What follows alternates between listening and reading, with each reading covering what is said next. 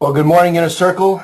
Inner Circle Unite. We have a great month here for November. Starts rental month, and we got a lot of good stuff to cover. Last month we did rehab month and took a lot of field trips and didn't have a lot of webinar trainings. And I got to tell you, we had a tremendous amount of fun. I learned more probably there than I would have imagined. Just seeing how someone else runs another project is awesome, and just seeing the materials, the costs, the possibilities. The biggest takeaway I had from last month is, what do you do with a one-bedroom house? What you do at Craig Smith is you move the kitchen and you turn it into a two-bedroom, and I think he did it masterfully, and I wish him all the success in the world on that house. I think that was awesome. So, like I said, I learned a lot last month. I hope you guys did too. The field trips are great.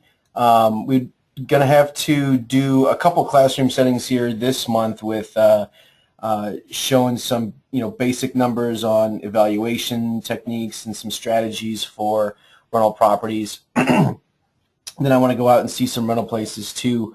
There is a potential commercial space we can go take a look at that's fully rented out that I think would be great to get your guys' input on, and also just to see where what a smaller commercial building might kind of bring rents wise, condition wise, and price wise.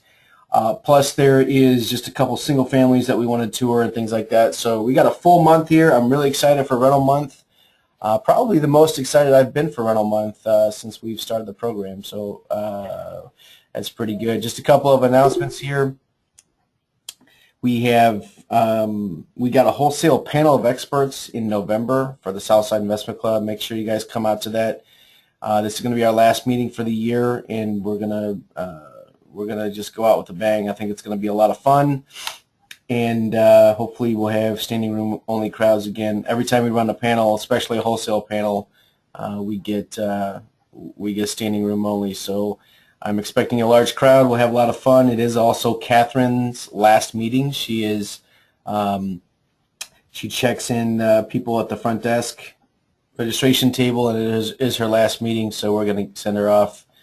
She's graduating the big boy class, and she's going to be her business is being a little bit more demanding for her, so she's resigning her position. So, and then next month, December, is our Christmas party. We haven't set a date yet, but look out for that because you guys are all invited. And I think that's pretty much all the announcements that I had for this morning. We got Mr. Bill Merritt on the line. Rusty, are you there? I am, Nick. Thank you. All right, I'm going to give you controls here because you have the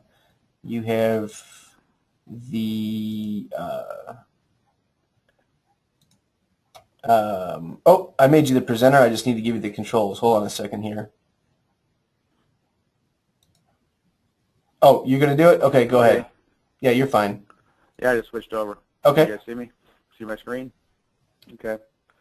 All right, guys. Thanks, Nick. Good morning, teammates, fellow investors. Happy Wednesday morning.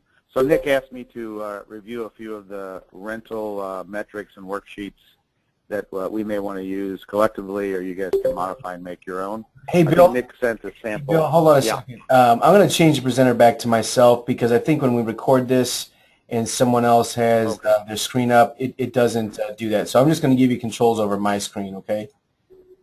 Oh, okay, sure. Sorry about that. That's right. Hold on a second.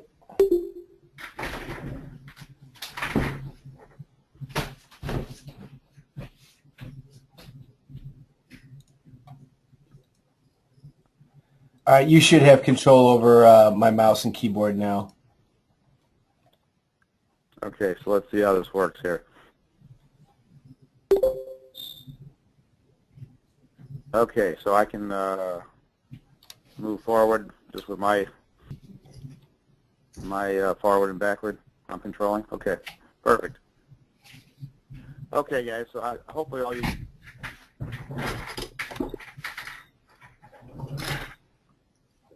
that are important for all of our businesses if you want to get into passive and fixed income versus just fix and flips. So not that I'm Mr. Rental, but I have done and do have a lot of rentals. So let's talk about some strategies. This will be practical for some of the newer folks as well as some of the veterans, as we say. So Nick, I'm trying to get this to move forward here. I'll just move the slides for you. For whatever reason, you're not able to do it. I don't know. So I'll just move the slides for you. Okay, So let's go to the next one. Okay. Okay, cool. So let's talk about strategies, since we're kind of in the gossip mode here, and then how do those strategies relate to choosing properties. We'll go through some ROI terms that are pretty typical for all investors that we'll refresh, and then we'll go through some of the sample ROI worksheets for the two strategies. So Nick, let's kind of go through this, and you guys can kind of maybe save some questions towards the end, and then you guys will have plenty of time to practice the spreadsheets on your own. So Nick did send out, I think, to everybody copies of a pretty good spreadsheet that is good for, is it a deal, is it not, does it meet your own personal requirements for metrics, and those will change based on your goals. But I think the spreadsheet that Nick sent out is pretty good.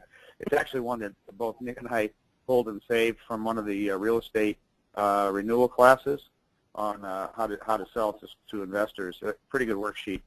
It's a little more detailed than some of you need, but for some projects you may use it. So let's talk about two rental strategy examples that I'm using for both.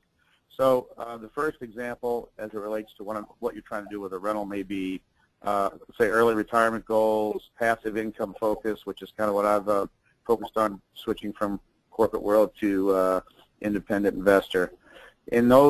With that scenario, it's going to be different metrics, and you're going to accept the metrics differently than you will with example 2. So example 1 is I want to buy something at a low cost, preferably with cash, but it doesn't have to be with cash. But I need a low cost of financing. I need high ROI. I need high I need high income per month and per year per property, so that I can quickly get to the point where I don't need to rely on corporate income. So that's kind of the scenario. I may not be too worried about appreciation, which is actually the case in some of my properties. You don't want to lose money, but you don't need to necessarily capture $20K a property to make it a good deal.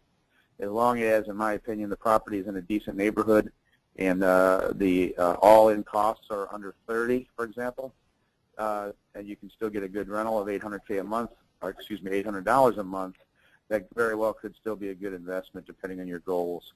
So we'll go through some metrics on that example. The second example is kind of where I'm heading towards next year and over the next 5 years is a longer-term focus. So as I've built out my other investments and my other streams of income, I don't need to rely on the rental income quite as much as I did the last 3 or 4 years. So therefore, I can start buying higher-end rentals, right, which will give me less passive income per month. But that's okay because I'm more looking long-term in terms of equity capture to start and also appreciation of that property. And I'm looking to leverage the loans and the low cost of money right in the last couple of years to get the bank's money to work for me, or private money to work for me, so that I can do these higher-end rentals, make a little bit of cash flow per month, but have good quality properties, good quality rentals and resales, and then look to cash out in anywhere from 10 to 15 years. So that's more of a buy, hold, rent strategy, looking for a longer-term horizon. And my vision on that metrics would be in 10 years plus, these properties should cash out with 100K equities each.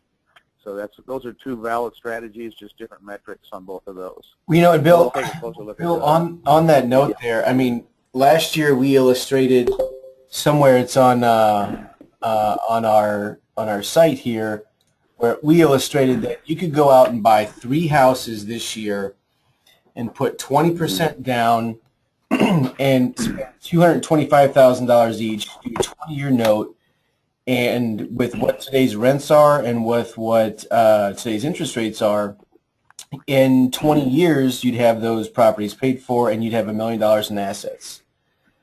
Right. Because we're just figuring 3% appreciation. We're not figuring craziness. But, I mean, you can go out and do that strategy if you bought a $225,000 house 3 times and you put 20% down and you just set it and forget it, and you'd be sitting on $1 million in 20 years. Now, the goal is to get there quicker and not to put 20% down on a $225,000 house, because the reality of it is you're not going to have that much cash flow doing that, and you're not going to have a great Mm-hmm. cash on cash return doing it that way. But you can do that with what today's interest rates are, with what today's rents are. So I see a lot of people. I've got a lot of people close to me that are buying $100,000 rentals, and they're doing that exact strategy because they want the depreciation to offset some other income. They want better rental, better quality tenants, and better quality rentals. So again, that might not be something that I would want to do, because I want to go for cash flow and I want to do something else. But different stages of life or different investment strategies might warrant that. So I just wanted to interject yeah, I see people doing that through that where you're kind of headed with your portfolio.